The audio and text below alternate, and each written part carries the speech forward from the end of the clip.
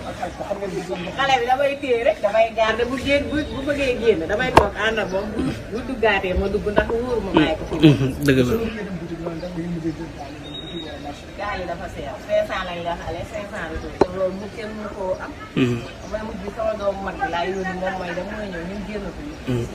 waa léegi jeunes yi yéen ñi nga xamante ne yéen yor gaal yi yaakaaroon leen ne 500 ëpp na ci population bi nga xamante ne ñu ngi si ndox bi kenn liggéeyul. dëgg la. dëgg la. dëgg la. léegi n'est-ce pas ñun tey jii yaa ngi dégg corona bi. ñu ngi suñu biir ndox bi. yooyu normalement su paree Macky Sall dañoo war a quarantaine 15 jours. ndax. 15 jours dañoo war a quarantaine. eau de javel bi ngeen foog ne eau de javel mën na raxas nit ba mu set nit. Macky Sall soo paree man maa ko wax quarantaine ma 15 jours.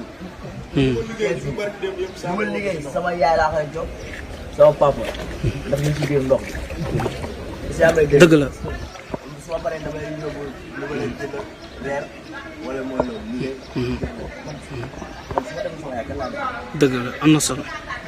dëgg la am na solo mais doon laajte ndax téeméeri dërëm cherul ci ñoo xamante ne mënuñu génn dem liggéey mais ndax du ñëpp ngeen di fayeeku. léegi nit ki mën nga ko xool nga xam ne kii loxo ci digg ginnaaw nga jàppale ko mu dem. tey jii man su ma ñëwoon waxaale kenn ma ne ko 500 la. mu ne ma aw ma 500 ma ne ko ñaata nga mu ne ma aw ma dara ma ne ko yéegal ñu dem. ndax doo ko daaneel comme ni nga ma daanelee si ndox bi. non. ay ca boog. man saa su ñu woon day daal. am na solo am na solo waaw. waaw ay ca kay mënoon.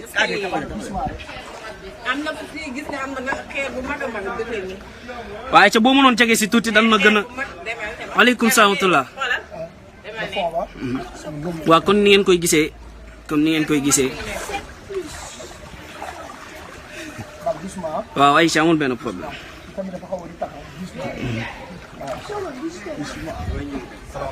waaleykum salaam wa rahmatulah.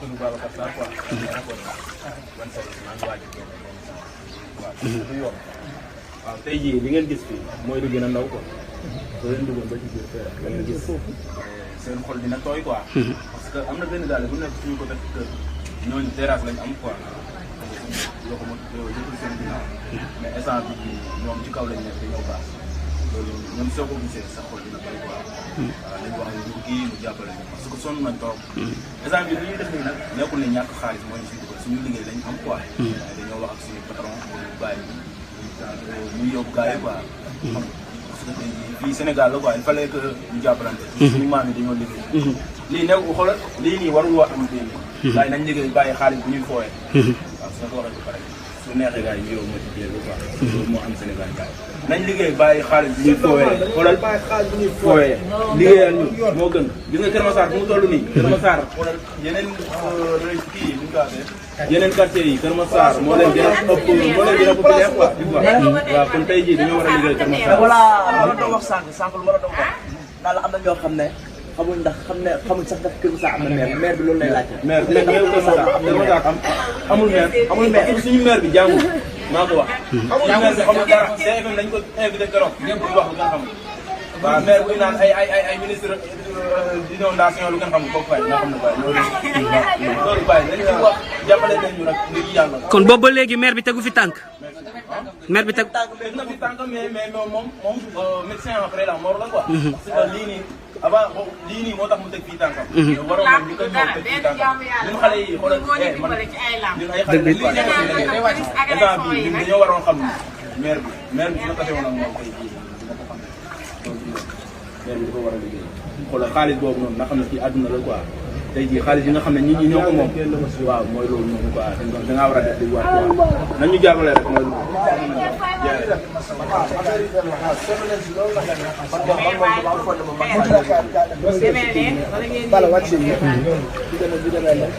ñu leen masawu bu baax a baax.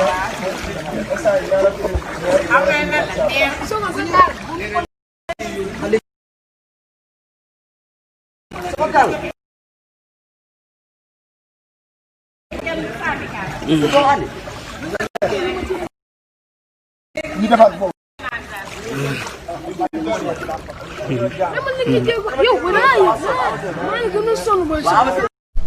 xam nga ndax micro bi muy daw.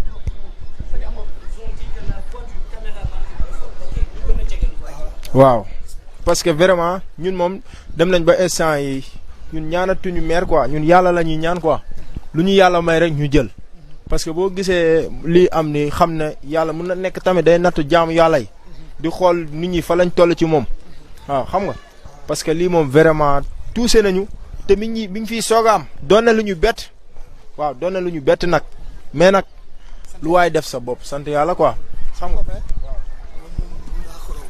nga ne Macky Sall na la quarantaine. Macky Sall dama quarantaine man waxuma la ay quarantaine sax Macky Sall dañoo xool ndox bi laa bëgg. Macky Sall damaa foog ne gisul lii gisu ko wala da ngaa foog ne luñ filmé nii ngay gis lii nii nga naan bëriwul maire ñëw na fi dugg fi Bougane Gueye Dany mooy gor bi moo fi ñëw xuus dugg yow Bougane Gueye Dany yow moom laay wax yàlla na jàppale yow Bougane Gueye yàlla na la jàppale foo tourné yàlla mënu ma wax sa bakk alxuraan.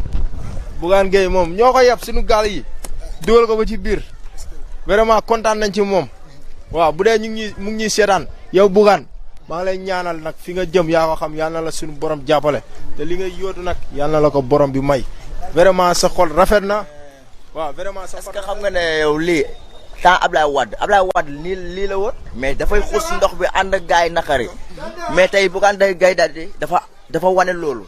tey Bougane Gueye Dany su fi nekk tey ba ma ko gisee dafa mel ni Ablaye Wade laa gis dafa ñëw xuus si ndox bi yëg si gaal yi tey su ko neexoon mu ne man am naa xaalis damay wuuti gaal sapeur yi laay woo ñu ñëw yóbbu ma mais def ko sapeur yaa ngi fële sapeur duñ génnee bagage ay nit kese la ñuy génnee mais loolu du yoon télé.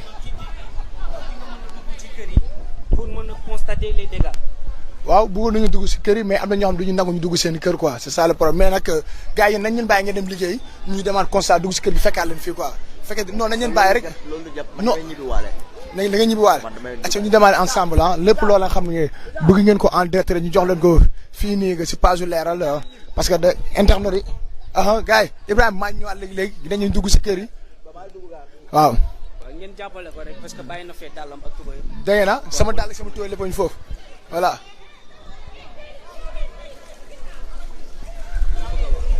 waaw bala comme ni ngeen gisee dañoo bëggoon del voilà comme ni ngeen ko gisee en direct sur la page Facebook Leral fekkee nag sama technicien bu liy si télé bi tamit dina baax trop parce que là voilà.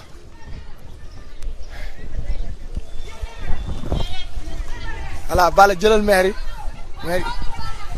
incha voilà. salaamaaleykum. kan may wax. pare góole. waaw. voilà. ci biir ndox bi ngeen dëkkee. waaw dañuy bàyyi bu ñu paree nee na pare góole. waaw. xoolal xale bu góor bi ñun dañoo jóge suñu kër. tur bi yaay tur bi ak sant nii nga taxaw ni ñu jàkkaarloog suñu koñ bii ni mu mel. voilà. Bamba Cheikh Fall. ana Alima ñëw. waaye ñeneen du ñëw. Fall Alima yow ñu ñëw ñu wax leen ñu ana ñeneen ñi. yow waxal. nañ ñëw ñu bari kay. ah ta Mariama ñëw. lii ban télévision la yow. Leral. waaw ñu avancé. ñëw leen ci ndox fu ndox bi gën a bare baba. tur bi ak sant bi. man Ndeye Mati Mbow laa tudd.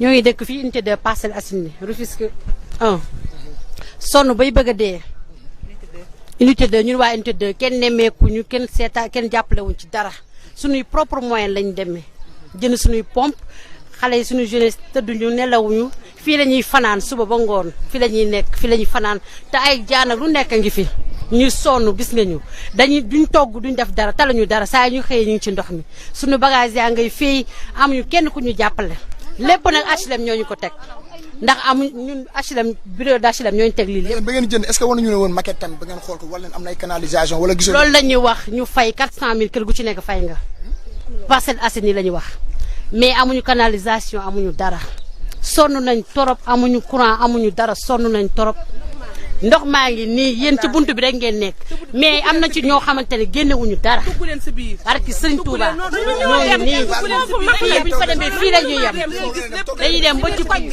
yëpp yaa ngi si biir amuñu jàmm amuñu salaam lekkuñu depuis samedi ba tey tëdduñu nelaw lekkuñu naanuñu. mais maire.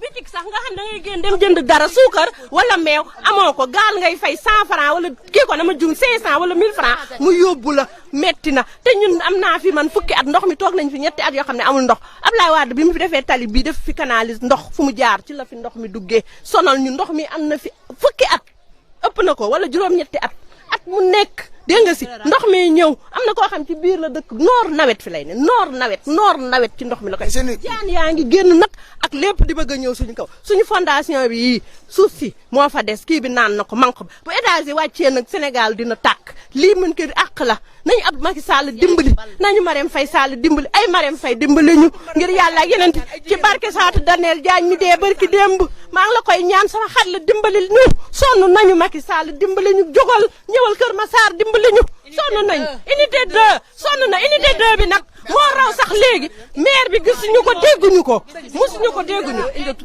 3 la unité 2 après beneen unité bi da demal ba sa biir ñu sa biir ñëpp a génn côté bii wër na yàlla barke Seydina Mohamed ñëpp a génn santam ba léegi lekkuñu naanuñu suñu ñëba yaa ngi si kaw tëj jën si kaw bu ñuy lekk dañuy xuus gaal dem jënd lekk ñëwaat yéeg amuñu fu ñu jëm nag ñu ngi nii ne sa loxo Macky Sall dañ koo bëgg Marème Faye Sall nekk mu ñëw jàppale ñu ñun dañ koo seen xale yi tar ko ndiiraan ñëmal dugg ci ndox waaye moom risqué woon na dafa dugg ci ndox mi risqué pour dugg ci ndox mi Bougane Gueye Dany dimbali ñu boog yow mi fi sës yow mi ñëw dimbali ñu sonn nañu tàyyi nañu waaw ok alors kër yi fa la nekkee kër yi acca ñu dem tuuti si kër yi duggee ni ok mbaa ndox bi di ngeen ko mën a tenir ba tetal lañu rek tetal lañu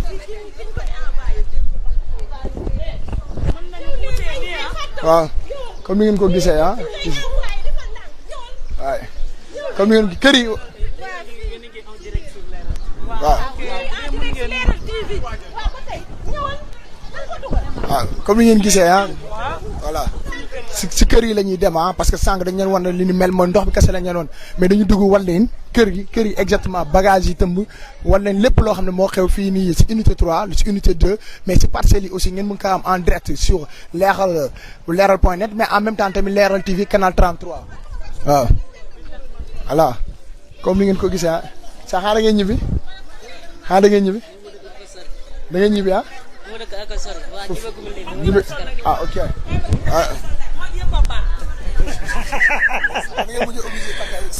soo solul baa du baax chaque jour da ngeen dugg di génn nii de lañ dëkkee dugg jénn suñu jëkkër yi nekk bitim réew pendant des années investir defaral ñu suñu kër yi ba mu baax macha allah ñu ngi nii dugg li yàlla xam doy na.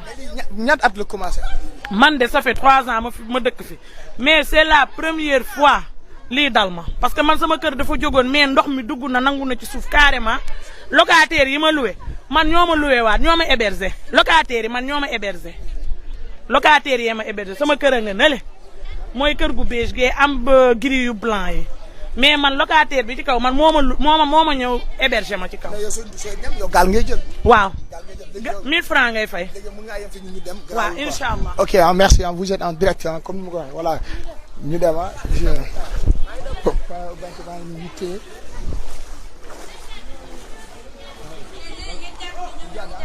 voilà ok merci gis voilà comme ni ñu ko waxee gis nga maire yi nee nañ moom locataire yi ñoo ko mujjee loué moom locataire yi ñoom ñoo ko mujjee loué loolu la wax parce que ne.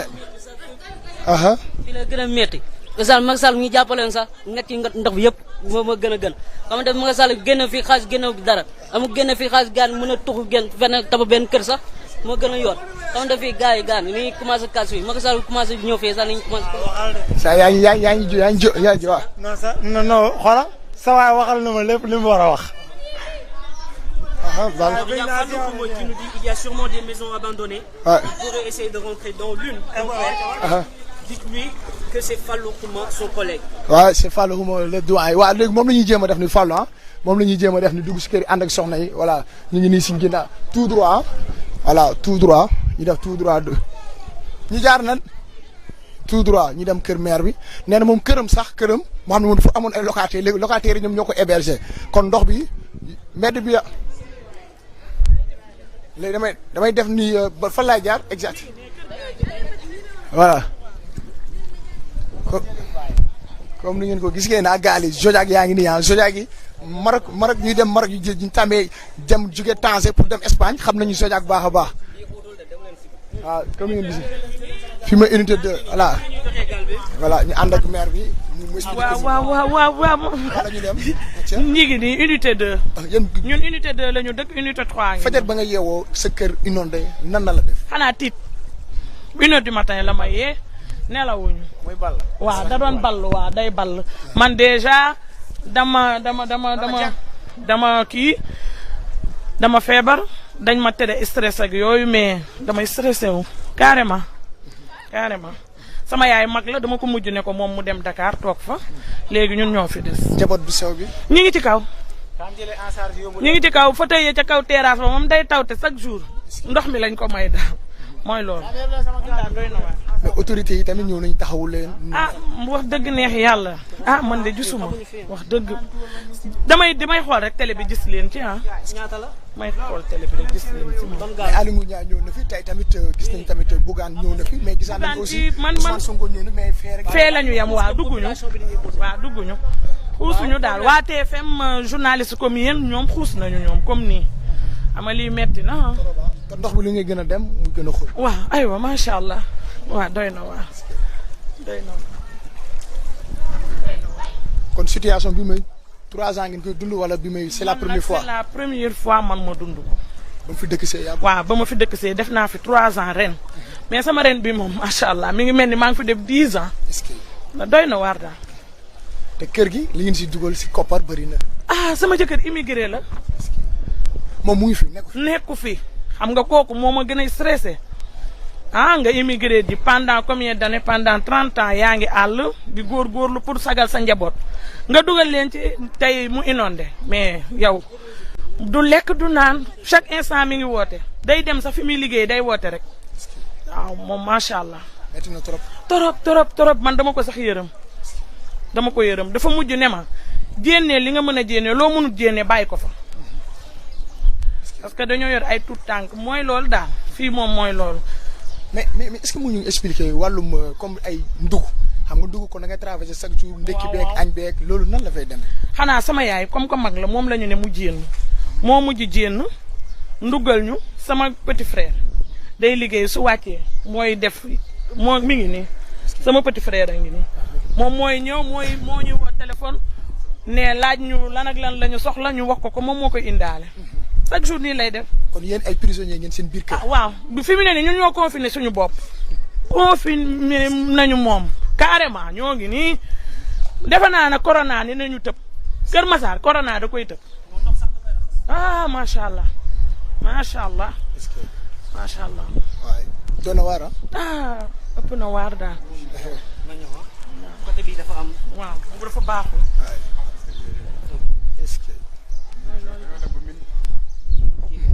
yoon bi gisoo day dem ba xam yoon bi direct nii ngay jaar amul pax amul dara ba am plan waaw voilà côté bi la gën a côté bi mais noo gën waaw mais noo gën dem rek mu gën a kii ma étage bi waaw. Demandez-leur s'ils avaient des assurances dans les HLM. Voilà. Que ces endroits n'étaient pas dans des zones inondables. man nag wax dëgg neex yàlla man sama borom kër moo def lépp.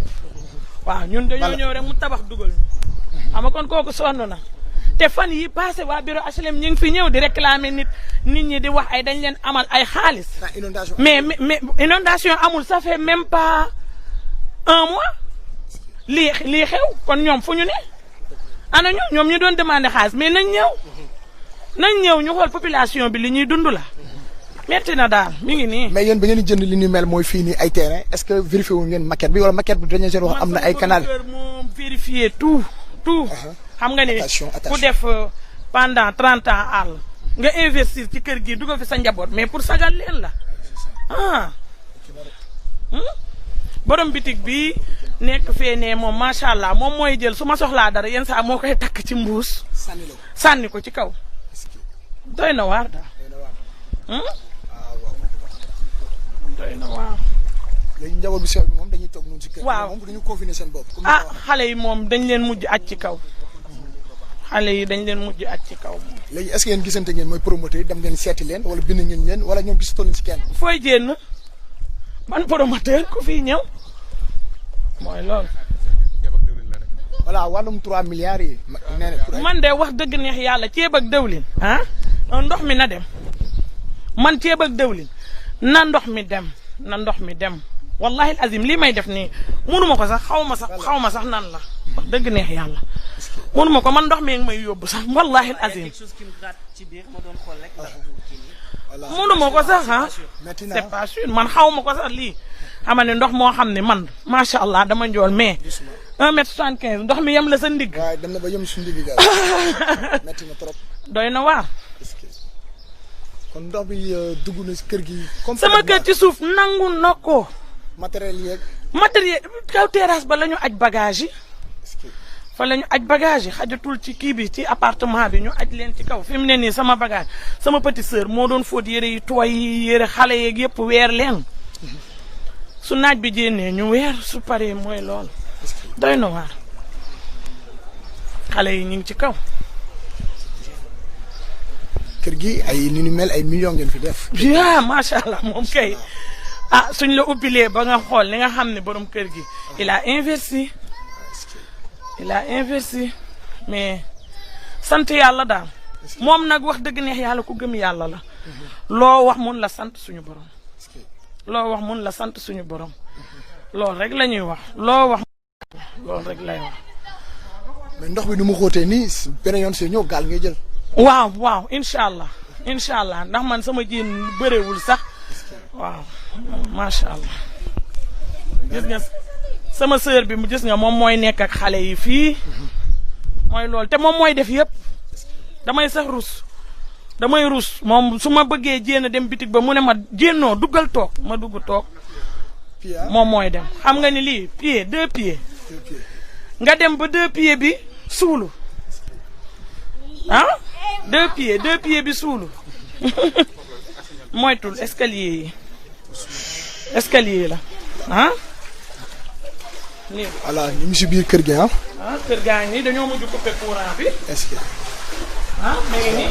c'est bon.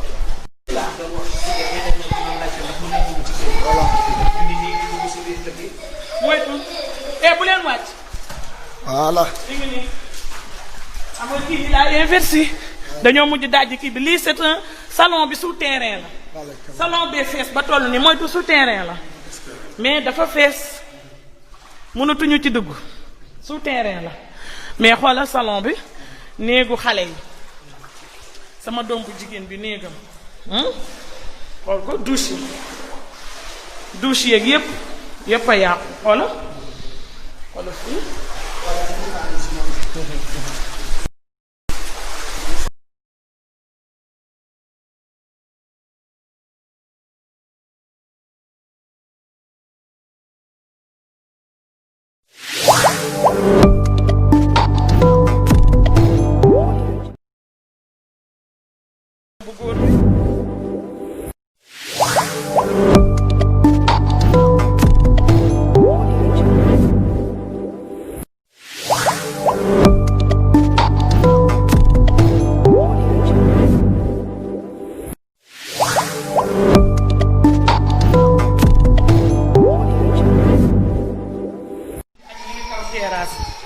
léegi fii sama waañ bi yaa rien. cuisine bi frigo yeeg yëpp yéegee leen ko. voilà da ngeen mujjee obligé sax yóbbu yéegal frigo yi yéegal lépp. waaw frigo yi mi ngi ci kaw wala couloir baa ngi woon nii xam nga ni lii metti na kii investir na ci këram. couloir yi wala douche extérieure yi wala yëpp a yàqu. salle de bain bi mooy kii bi cabinet bi mais dara amatu fi voilà. waaw jël na kër gi daal mi ngi nii daal mooy loolu daal sant yàlla ñu ngi koy nettali sant yàlla ñu ngi koy nettali sant yàlla. ndox bi amul benn gaañu benn xale bu dugg si ndox. non.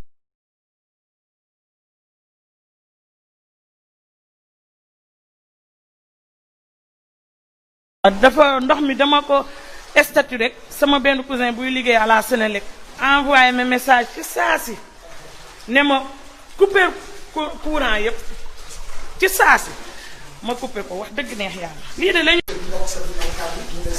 waa ñoo ngi nii Marième Faye Sall ñëpp daal ñu ngi leen di demander aide mais pas lekk ak naan lu jénnee ndox mi ñun la ñu bëgg mais pas lekk ak naan. lekk ak naan merci Macky na changé discours daal ci lekk ak naan doy na ceeb dawlin tamaate na ko arrêté kii sama dëkkandoo la xoola dafa mujj aju ci kaw ci suuf nangu na ko ndox mi nangu na ko on vit difficile daal on vit difficile daal ñoo ngi nii daal jërëjëf ñoo ngi nii daal xoolal loo leen mën jàppale leen ñu sonn nañu lu jénnee ndox mi mais pas lekk ak naan ceeb bi dawlin bi merci na ndox mi dem sonn nañu na ndox mi dañ daal waaw sonn nañu. ñu jaajëfal bu baax ok merci comme ni ngeen gisee voilà.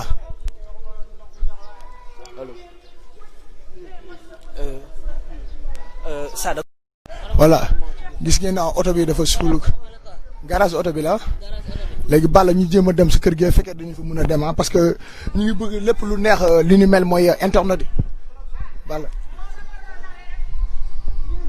voilà dañu bëgg lépp loo xam ne mu ngi neex suñu internet ñu ngi gën a arrière dugg si bi gis ngeen ndox fu ma toll voilà dañuy jéem a dem kër ga leen gën kaa jege gis nga mer bi si kaw la mujjee aju di jaajëfal tamit sama copain bi moom mujjee tër si li ni mel mooy samay dàll ak sama power bank voilà comme ni ngeen ko gisee vous êtes en direct sur la page Facebook leral.net voilà ñu leen di jox ñu ngi fii nekk Kër Massar unité 3 lañ nekk fi mu unité 3 Kër Massar voilà ndox bi nag situation ndox bi nii la mel mais nag ñun waa leeral dañuy dem nag au cœur de l'information mais dañuy dem foo xam ne foofu la problème bi xewee dem wala ñun dund ko en temps réel lañ leen koy joxe ni maire bi nag nee na ni mel nee na ñoom soxla ñu lekk soxla ñu dara gis ngeen kër koo gis xam ne ñoom kër gi investir nañu ay millions dugg nañu war nañu lépp nee na ndox bi sax kër gi yëpp la jël moom nga xam ne dafa luy woon si kaw léegi locataire ñu ko mujjee héberger ñu ngi nii nag duggaat gis nga maire bi dafa mujjee obligé voilà gis nga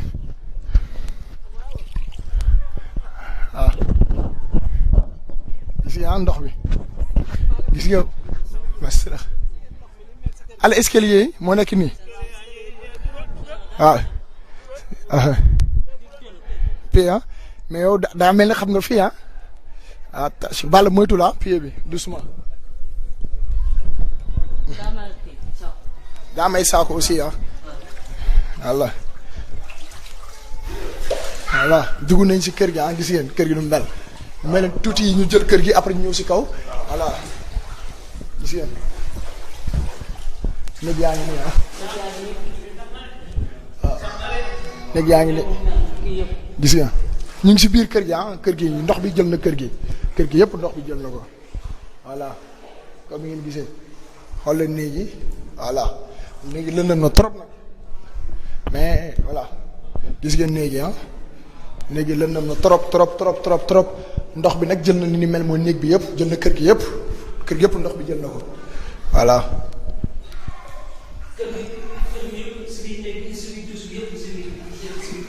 lépp voilà borom kër gi sax mooy ne kaa leen jël moom si kaw la mujjee logé dañ leen woon kër yi comme ni ko sama naataangoo bi Fallou waxee gis nga Balla jëlal fii xoolal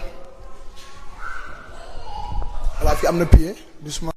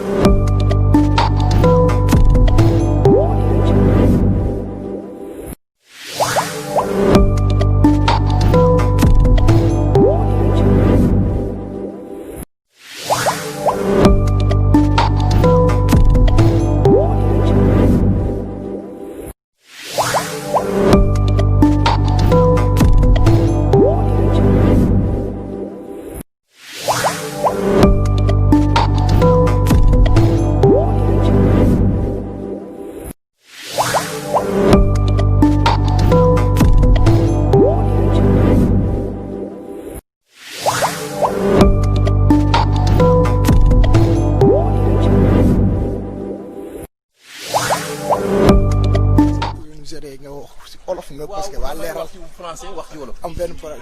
Voilà. Tur bi ak sant bi. Moi, je m'appelle Docteur Thierno Ndour. Je suis expert senior représentant du Sénégal à l'OMVS. Et je suis un citoyen très atypique, très atypique. Pour quelle raison?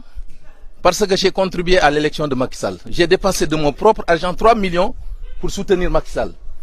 Il m'a trouvé à Kinshasa en tant qu'employé auprès de la Banque mondiale. Je l'ai soutenu et en 2012, il nous a trouvé, il nous a même reçus à l'hôtel Sultani. Il s'en rappellera. Nous avions cotisé à l'époque et il y avait ce fameux discours de M. Ibrahima Diallo qui lui demandait rien d'autre qu'une bonne gestion de notre pays.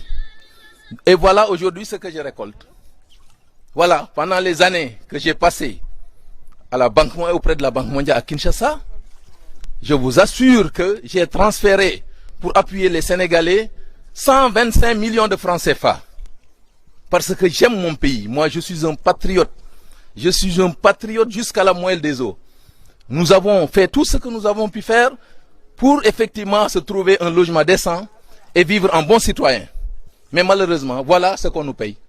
Après 30 ans d'études que j'ai passé jusqu'au doctorat, jusqu'au postdoc, et aujourd'hui, voilà ce que mon pays véritablement produit.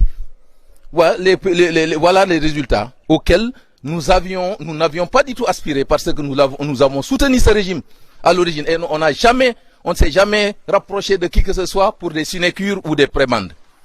Donc, on a droit au moins à un peu plus de considération. Pensant que 767 milliards ont été dépensés dans les inondations, c'est du chimère, c'est du n'importe quoi. Et tous ceux qui aujourd'hui piaillent sur les chaînes de télévision pour défendre ce régime, moi je suis mieux placé parce que j'ai combattu à tort Maître Abdoulaye Wade. Et c'est vraiment dommage. Si j'ai quelque chose à regretter dans ma vie, c'est d'avoir soutenu ce monsieur. Je peux dire en Wolof que man mangi tudu docteur Thierno Ndour, dëkk fi, j'ai fait 400 mètres pour egsi fii. Et voilà situation bi la ñuy dundu. Man jamono yi may wax ci ñi toogal Sénégal OMVS à Nouakchott ci la bokk. Je suis un haut cadre sénégalais parce que jàng naa fanweeri at. Sama dundu yëpp dama ko sacrifier ko ci campagne boobu. Et j'ai les preuves que d'ailleurs fa ma ko doon jàppale moom moo fa raw Ablaye Wade 3000 voix contre 2000. Et ren voilà li ñu am yëpp def nañ ko. On a tout fait pour vivre décemment avec nos enfants, pour être de bons citoyens parce que dañoo jàng ci suñu réew war a amal njëriñ suñu réew. Voilà, ñun on a affaire à des gens ñu nekk fii di xëccoo ay suuf ay machin. Voilà, ils se disent 767 milliards à avoir dépensé dans les inondations yi, mais c'est du n'importe quoi. Mais ils seront jugés devant l'histoire et devant Dieu parce que on n'a rien fait pour mériter ça. Ñun defuñ dara lu tax ñu mériter ñoom ñi toog seen biir kër ya nekk dans un Eldorado nekk ci lu leen neex gënuñ ñu ndey gënuñ ñu baay. Dañu doon ay doomi béykat di jàng ba suñ thèse de doctorat di liggéey di yónnee suñu réew billahi diggante bi ma 2009 bi ma nekkee di liggéeyal Banque mondiale à Kinshasa Macky Sall fekk na ma fa inondation 2012 ñu natt lu ma 9 millions jox ko ba waa Congo yëpp di tëb di dal maa nga woon ca salle ba mun naa joxe preuve parce que ki mu nommé général Guèye Faye fekk na ko ca biir salle ba man maa toogoon ci gannaawam il n'a qu'à revoir les images. bi diggante ba ma fay jógee ba may ñëw Sénégal yónnee naa fi 125 millions lu ma dimbale doomu aadama yi tey am naa lu ma wax parce que réew mi delloowul ñu njukkal ñun ñooy voilà nous on est les plus misérables voilà le Sénégal émergent et vraiment ñoo ngi leen di sant di leen gërëm espérant que voilà di sant waa Leral je pense que bon tout le monde yéen a ngi def liggéey bu rafet lii moom personne ne peut on n'a pas plus entendre plus de preuves que ça amul dara lu gën a leer lii ku liggéey xam nga ku liggéeyul xam nga mais yàlla gis na lépp parce que réew mi ñun ñoo ko bokk man sëti Mbégane Ndour la man je viens d'une lignée royale ñun ñëpp nag on a travaillé on a donné nos ancêtres ont donné leur sang pour ce pays là léegi ñun lii la ñuy dund ak suñuy doom ñoom actuellement ils se partagent les biens de ce pays suuf si ak milliards yi di yóbbu seen doom dans les plus grandes écoles di def lu leen neex mais l'histoire jugera. mais récemment dégg nañu Macky Sall mu wax ne dina jël lu mel ni 3 milliards daf koy wàll ñu ko loolu noonu. non mon cher 3 milliards mun ngeen a mesurer mais imaginez 767 milliards disent-ils ils ont mobilisé c'est 767 000 millions ñu ñëw di la wax ay 3 milliards déjà c'est très disproportionné par rapport ak li nga xam ne ni moom la nit ñi di dund fi ñi li nit ñi dund dafa dépasser l'entendement c'est-à-dire ils nous ont même abrutis dañu def comme ay animaux voilà mais 3 milliards par rapport à 700 mais déjà le budget de la présidence on disait que c'est 66 milliards aujourd'hui le conseil économique et social nous engloutit combien ñaata le conseil économique et social ñaata le conseil de machin les farces les blagueurs là de la CCTC ils nous consomment combien ñaata la ñuy consommer ay au dialogue des territoires ou machin de l'haute autorité de la corniche mais non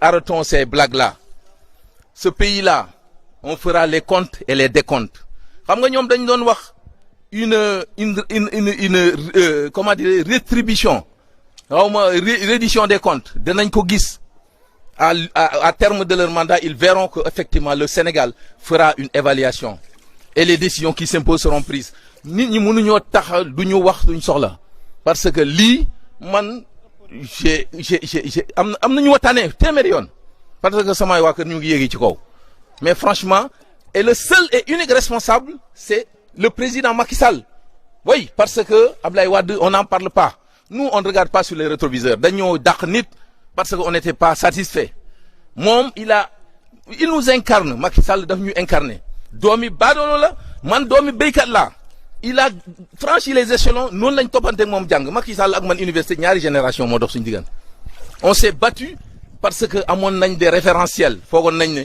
buñ jëmuñu en 2020 non on ne va plus vivre certaine situation et malheureusement c'est dommage quoi un Sénégal pitchant dirigé par des vampires des sangsues loolu daal moom laa mën a wax quoi et excusez-moi parce que c'est le cœur qui parle. ok merci c'est docteur Thierno Ndour. ok merci. ok voilà dañuy mujjee obligé de part gis ngeen voilà donc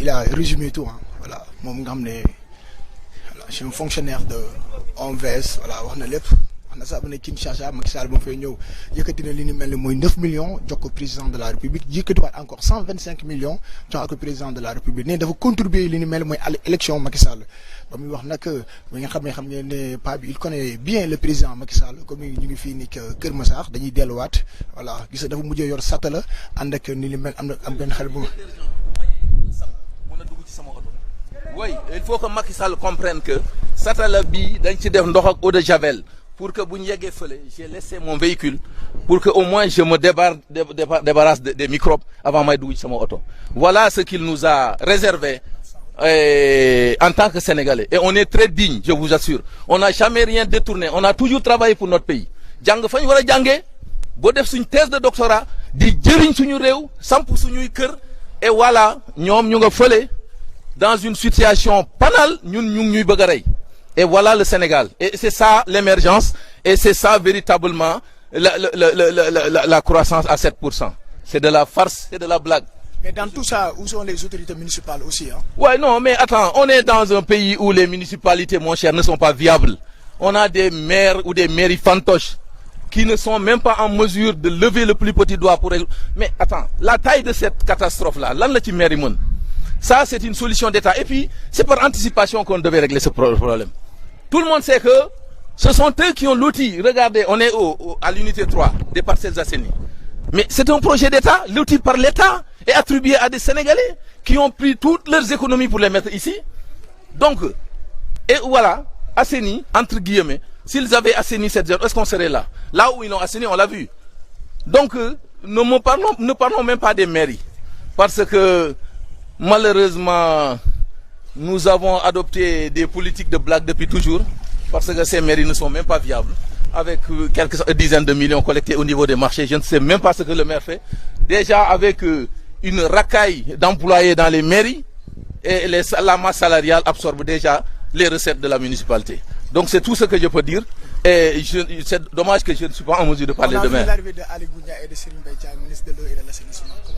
Mon cher, c'est de la blague. Ils ont compris que cette histoire, c'est du sérieux. C'est du lourd.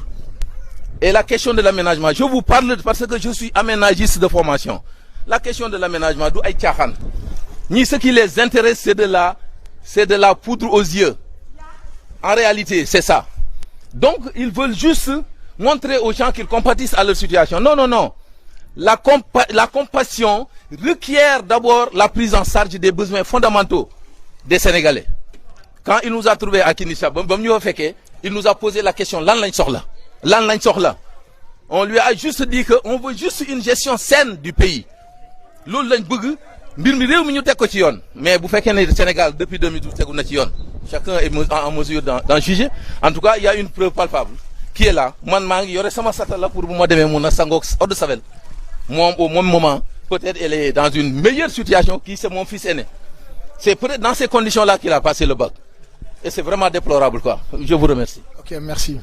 Voilà, comme nous avons dit, voilà, nous pas il a beaucoup contribué à l'élection Macky Sall. Voilà, nous avons dépassé la municipalité. Li yëfu état la dépassé na municipalité waaw parce que wax na fi ay cadeau yoo xam ne voilà nee na nag soo ma gisee nag xam ne nag je parle avec le cœur nee na xol lay waxee parce que tamit ni ñu mel gis nañ ñoo xam ne ils ont beaucoup investi li ñu mel ay millions yu bëri waaw voilà comme ngeen ko gisee ah paa bi ne def na fi 10 ans nen day wàcc pour ñu interviewer ko donc ñu bàyyi ko mu wàcc ko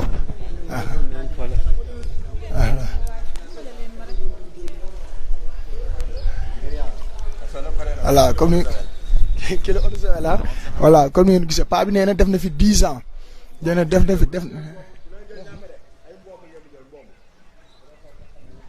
sama caméraman bi sa téléphone am yàqu na complètement iPhone da ma xool téléphone bi voilà téléphone bi su ndox la dugg yàqu comme ni ngeen ko gisee mais voilà xam naa nag DG dina def dara incha allah rabbi voilà tey je oublié paa bi nee na def na 10 ans.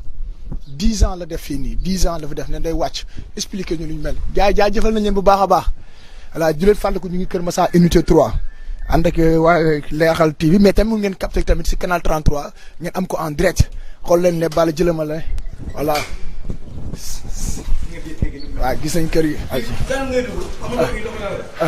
dafay force la. est-ce que. dafa force moo nekk fii laa def moo mujj dem ci kaw. damay jël ci ndox mi voilà waaw tur bi ak sant bi. Babacar Ndiaye laa tudd.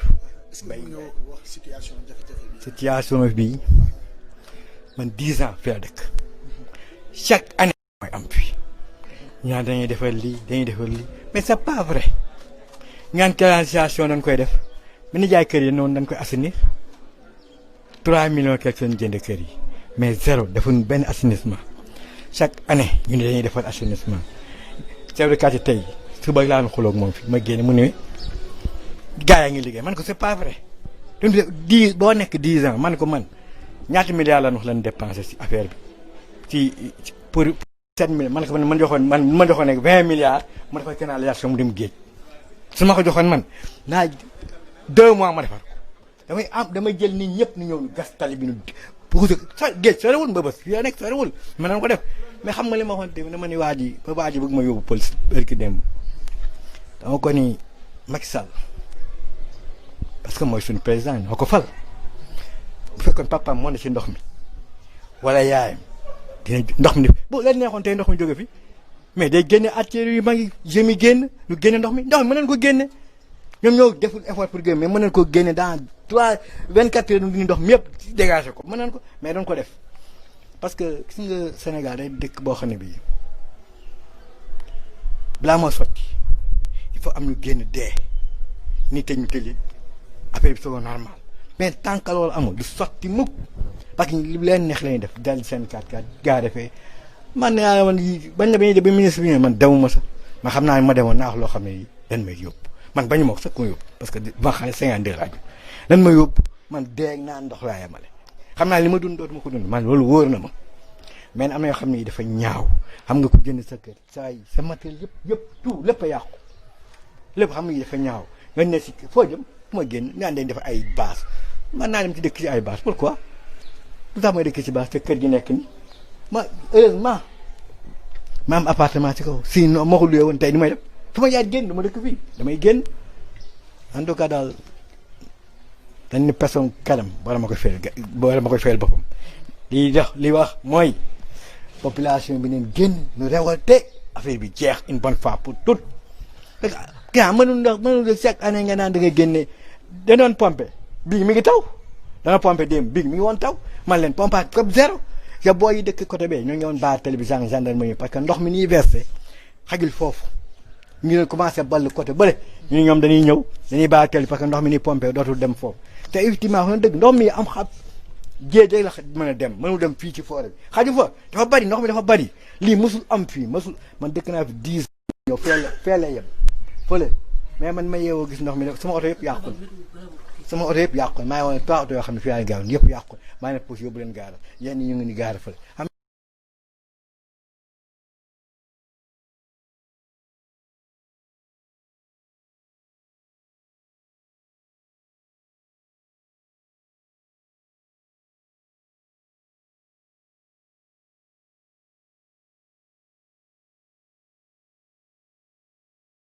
nit ñi xiifunu nan dindi ndox mi moo gën ay ceeb lu ñu doyee ceeb taa indi ay ceeb ak 3 milliards boo ko séddale woon si ku ne du am téeméer sax kenn ku ne du am téeméer mais du fii ak moo indi ne Sénégal nga ko génnee 3 milliards lu muy nafata tey dara nan dindi ndox mi moo gën xaalis bi du dara ndox mi nañ ko fi jëlee xaalis bi denc ko seen i kees nan fexe ndox mi nan ko jox armée bi police génn mu génne jëm mu génne ndox mi une bonne fois pour tout mu jeex lii dafa ñaaw quoi chaque année lii pompe ñoom gënu rus sax. mais ana promoteur yoo xam ne ñooñu jaay ñu leen cité. HLM la gouvernement bi la eh bien c'est l'état HLM la ñoo ko jaay puis HLM moo ko jaay gouvernement bi la état bi la ñooy monté ay directeurs ñooy def lépp HLM moo jaay fii amul benn assainissement. dañ doon wax ne accompagnement provisoire le temps que ñuy jëndi ndox bi di ko utal foo xamante ne foofu lay dem ministre bi doon wax ne ñu jël lekk wala ay matelas wala ñoom seen. mu wax ak préfet pour que ñu jéem a ut ay école dugal fi ñi nga xamante ne ñoo nekk ci biir ndox bi. chaque année def loolu mënul nekk sëñ bi man dama dem dama jël sama fay bi dem dëkk si école yi dama ko def keneen tam du ko def am ñoo xam ne xëy na mën nañu ko def mais man dama ko def man mënu ma ko def ñi ma jànnoon ñëpp état yi dëkk seen kër mën na ko def te duñ ko def sax pourquoi ngay bàyyi doo jël sa alal sa liggéey yëpp ci àdduna nga investir ko bëgg a xëy boo ko bàyyee fii c'est fini dootuñu fi jaar ñoom ñii di wax dañuy wax waxuñu dëgg dootuñu fi jaar man de wóor na ma dootuñu fi jaar doo leen fi gisati nit ñi bu ñu génnoon tey kër yëpp dañuy mujj yàqu. man woo leen man tàng leen ndox mi sotti ci biti ñu ànd dañuy pompe na xam nga ndox mi man en tout cas doy na waar daal doy na waar gouvernement daal mën jaay moo da nga am njaboot yu sew aussi. ñëpp a ngi si biir xale ñoo ngi ci kaw ñu alañ sa boo seeg ñes ñuy yëndu ñoo ngi si kaw. léegi lekk mi nan la fay demee lekk mi. dañuy dem duggi dañuy dem la matin dem duggi ñëw toog xam nga si kaw amul ndox boon fii la si suuf néeg man fii laa dëkkoon mais si suuf bunt bii si biir laa dëkkoon fi dama ko luy woon ay appartement si biir laa dëkkoon mais fii seen ndox mi ndoxu déchets yi la moom mooy génn ci xam nga ñuy sangu si kaw yëpp ndox mi fii lay génn bon je pense que mu ngi wàcc mais xam naa ne bariwul waaw. ñu ngi doon dégg ne fan yi wees dafa amoon ay agresseurs yoo xamante ne ñu ngi doon doxantu comme que ndox bi jël na fi xam nañ ne policiers yi dootuñ mën a yegg si ñu ngi doon dugg fii di dajji ay boutique di dajji kër yi nga xamante ne nit ñi nekkatuñ fa di def ay affaire loolu nan ngeen ko lan ban gis-gis ngeen ci am. koñ bi ma dëkk xam nga feneen mais koñ bi ma dëkk du am agresseur parce que xam naa du ko am parce que fii entrepôt la gis nga fii entrepôt la bagage yi ay bagages yoo xam ne douane moo fi ñëw si boo demee génne see conteneurs fi ñu koy wàcc soo fee dee douane maa nu génn ay gardien ñoo fi nekk fii toujours fi la ñuy nekk te fii sa lampe yi benn booy buy liggéey seen fii moo ko fi def lampe yi yëpp moo ko fi monté xam fii day leer te fii day nekk rii boo xam ne bii côté bële dafa bëri ay joolaa ak ay kii dañuy jaar fii guddeeg bëccëg nit ñi dañuy jaar fii agresseur moom boor bi moom gisaguma ko fi bokk. sànq dégg nañu ay ndaw ñeneen ñu fi dem ay yeew. waaw dégg bon soo dégg naa kër mu am na ñaari jaan yu mu gis këram yooyu dem woo sapeur yi booy ni même sama copain bi dëkk fi nee na këram gisoon na benn jaan mu ni gis ko ci ndox mi muy dem nii mais jaan mu ndaw la quoi ma ne ko jaan moom amul ndaw jaan amul ndaw waaw. waaw Leral TV maa ngi ñaan yokk leen bu baax ba ngeen yëg ci darajee yonent may leen gudd fan may leen wér loolee moo mën a jaan quoi lii nag état bi daal doy na waar daal moom Macky Sall nag moom mën naa ni du moom mooy njiit mais dafa war a wàññi ministère bi te bu ko wàññi woon xaalis bu bëri na ko mën a defar dëkk bi danoo bëri lu mat ay 60 ministres pour lan Sénégal 15 ministres rek doy na 15 rek doy na raison ba ne am benn ministre ku ne dem foofu liggéey Macky Sall mën a gérer bëriwul jël muy bëri ñoo xam ne xamuñu dara lay jël ñoo sama classe gi xam ne jànguñu xamuñu dara wax na ci télé bi di wax rek ñooñu lay jël xam nga maire bi moo waay yow min de dem naan ñoo ngi liggéey man dama bëgg a gànnaar dafay waaru quoi ba waxee man dama ko ni man ay maire yi topp taw ma leen duma leen déglu bi ne de ay ceeb man leen soxla wu ma li ma soxla mooy ndox mi dañ xam nga loolu bu ko ñëpp defoon ndox mi dañ rek ay xaalis boobu ni ñu jox nañ ko financé ndox mi dañ moo gën a gaaw di bu ñu joxee nañ jox ceeb bi mu def ay corona bi di koy nëb ceeb bi ñu jox pour lan am ñoo xam ne amuñu ñëpp am nga bañ a jox kenn jënd ko ay médicament faj nit ñi moo gën loolu mooy yoon daal waaye jël yoo ay daal ñu ngi noonu daal la xam doy na daal ñoom waaw ok bu baax a baax sant yàlla ok merci voilà ok de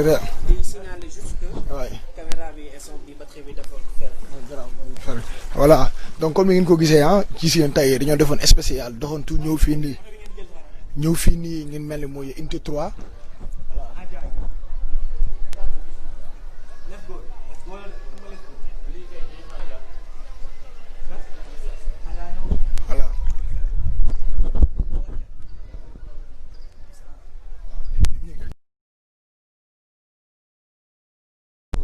waaw comme ni ngeen ko gisee gis ngeen tey nag dañoo ñëwoon fii nii si unité 3 ànd yéen wal leen de situation bi nu mu fa demee ndax est-ce que mu ngi amélioré est-ce que tamit ndox bi tamit mu ngi bougé nànk-nànk gis nañuy fee li nga mel ni mooy sapeur gis nañu fi ay takk der gis nañu gendarmerie la police parce que sànq paa bi waxoon na ko neen am na ay ndaw yoo xam ne dañoo baare woon tali bi nañu mais gis nañ tamit benn camion gendarme bu nekk foofu noonu xam naa lépp nag pour kaaraange askan yu fay jàll mais gis nañ tamit ñi nga xam ne dañuy jógee li ñu mel dañuy jógee fee Kër Massar suñu jógee Kër Massar pour dem Tëngéej dañoo sédiment bi dañ ko baare ñu koy baare au niveau de comment dirais-je dañ koy baare fii si Camille Basse les clients dañuy yëpp dañuy wàcc di dox quoi gars yi defoon nañu dara billaay wallaay taala dañoo seetaan lii xam nga lii du yoon passé assaini lañu wax ana assainissement bi dara amu fi billaay ñooy sant xool dañoo sëkk def ngacc ba sonn mais xool lu ñu toll ay poids lourd lañu woon mais ça ay poids léger lañ billaay loolu du yoon de yaa fois am benn problème voilà comme ni ngeen gisee gis ngeen voilà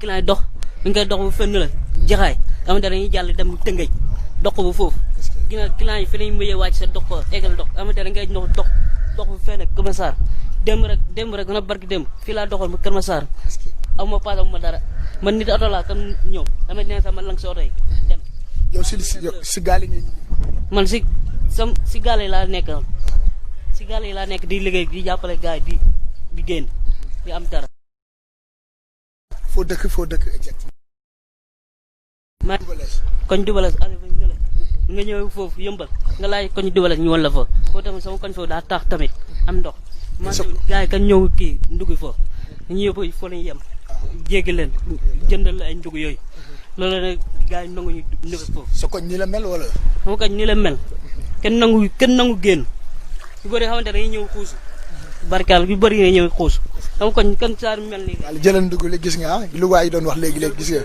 nga bala jëlal gis nga lu ñu doon wax léegi jëlal ma ko exactement gis nga sànq ñu ko noonu léegi ils sont obligés voilà gisee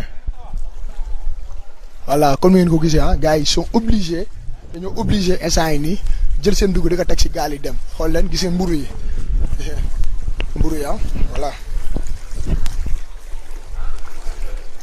voilà gisee naay mburu la mujjee saa jënd nga mburu Île de Kër Massar ok voilà ñuy def instant yi ñu ngi génn ndox bi comme ni ngeen ko gisee gis ngeen situation nu mu demee ndox bi dafa mujjee dem ba verte oto yi tëmb na oto yoo xam ne léegi oto yi mënutuñoo contrôler seen bopp parce que amatuñu ay pied oto yi dañuy fay askan baa ngi taxaw ne jàkkaarloo am na ñoom dañuy dugg si biir am na ñoom ils sont obligés amuñu fu ñu dem sànq paa bi wax na lu bëri am na fu ñu jëm nee na ministre yi ñoom moom sa jàppoon nañ ko waaw parce que doon nee na tamit daa am lu mu doon wax li ngeen gis ni yëpp mu nekk ni loo xam ne investissement la Parcelles Assainies la ñuy wax mais gars yi dañuy laaj assainissement bi la ñuy laaj ala assainissement bi parce que fii Parcelles Assainies la tudd voilà su demee nag ba Parcelles Assainies yi nag di taa so donc nag dëkkuwaay yoo xam ne amul assainissement nag ñooñu nan la ñu war a def di seen gaal yaa ngi nii gis nga am na ñoom dañoo toog fële di xaar pour gars yi di leen traverser gaal yi nag ñu ngi transporter gars yi téeméer lañ leen yóbbee téeméer lañ leen yóbbee waaw métti na trop.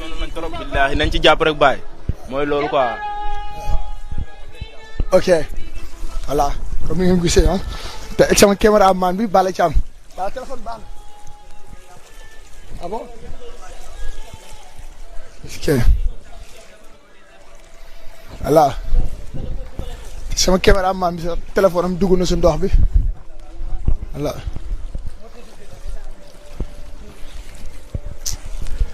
ñu ngi nag gis ngeen nu mu mel bala jëlal ma kii lu ndox bi nu mu mel complètement gis nga gars yi sojaag yaa ngi ne lee voilà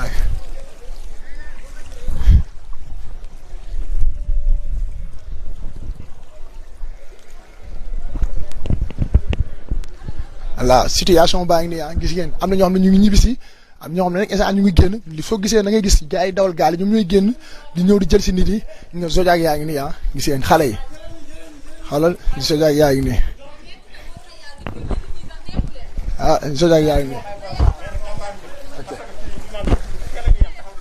est-ce que ok comme ni ngeen ko gisee voilà instant yi nekkee ñu ngi dégg fii nag inondé complètement oto yi dañoo mujjee gaara ne gars yi dañuy taxaw ne di xool situation ndox bi voilà di leen faat mun ngeen ko seetaan en direct sur canal 30 ci tali bi voilà def benn point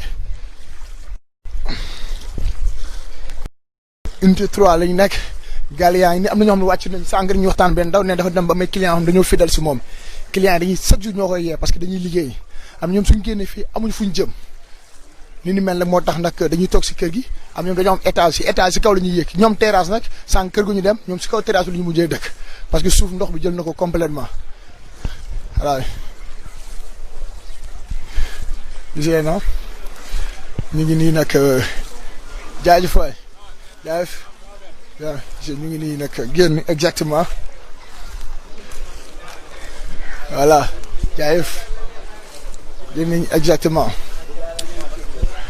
voilà juste rek def benn point voilà bala tout la ñu def benn point ñu tëj ci affaire bi direct bi voilà donc comme ni ngeen ko gisee nii tey Leral TV Leral point net Leral TV dañoo ñëwoon fii nii Kër Massar Camille Basse parcelle la ñu ñëwoon fii mooy unité 3 ñëw nag def nañu visite gis ngeen ñu dugg nañ ci ay kër yoo xam ne ndox bi nangu na ko am na maire bu ñu woo nee na ñoom soxla ñu ni maire soxla ñu ci ay ceeb la ñu soxla dafa ndox bi jógee te du maire bi kese yemul si gis nañ tamit ni mel benn paa tam nee na tamit ndox bi dafay jógee benn paa moom c'est un membre de OMVS moom wax na sax ni mel nee na moom instant yii il a contribué si élection Macky Sall ba ñu demee fee Kinshasa génn li mel ni 9 millions jox ko Macky Sall génn waan en 125 millions contribué si Macky Sall ba muy wax sax nee na je parle avec le cœur waa Leral nag ñëwoon nag au cœur de l' information ñëwoon foo xam ne ndox mi foofu lay taal dugg si kër yi wan leen dégâts matériels wan leen lu xew exactement fii nii si Kër Massar maa ngi rendre antenne di leen jox nag dig daye si beneen numéro si beneen direct merci.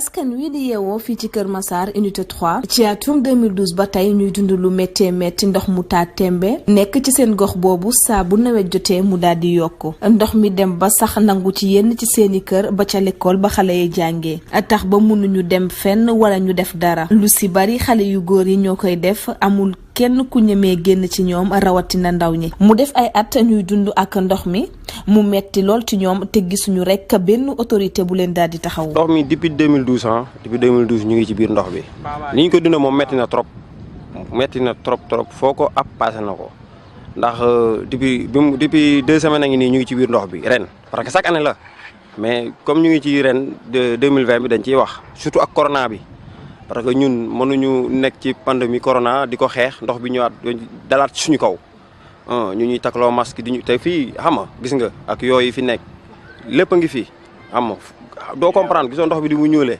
tout à l'heure bi ngeen di ñëw donc ñu ngi leen di dalal bon di leen jaajëfal aussi ci seen disponibilité mais ce que nous décrions aujourd'hui je pense bien que ne képp ku ñëw taxaw fii xam nga ne lii jéggi na dayo et pourtant nous avons été pendant toute notre jeunesse à la disposition de notre nation. Donc pendant 30 ou 34 ans de service dans l'administration avec toutes les économies yi ñu am ñu ñëw investir ko croyant que ne la SNHLM qui est une société nationale donc ñu xalaat ne peut-être que am nañu garantie mais on a constaté que c'est le contraire. Et depuis 2012 voilà le calvaire que nous vivons depuis 2012 donc ba léegi c'est le même calvaire chaque année c'est le même scénario nous sommes inondés donc nos familles ne peuvent plus sortir s'il n'y a pas de jeunes à l'intérieur de la maison jigéen ñi duñu génn kenn du dem fenn donc les gens les travailleurs ceux qui ont du travail sont obligés donc ñu jaar ci ndox mi génn dem liggéeyi raxasoo eau de javel bu ñu ñëwaatee donc jaaraat ci ndox mi dem raxasoo eau de javel donc vraiment c'est écœurant c'est écœurant donc bu nawet bi demee aussi ñun bu nawet bi demee tout le temps dañuy continuer di pomper ñun durant toute l'année dañuy pomper toute l'année parce qu'il y a toujours des eaux stagnantes c'est un point bas boobu ñun la SNHLM moom xam na ko. Si on nous avait dit que c'est un point bas, on n'allait pas investir, on n'allait pas construire ici. Mais la SNHLM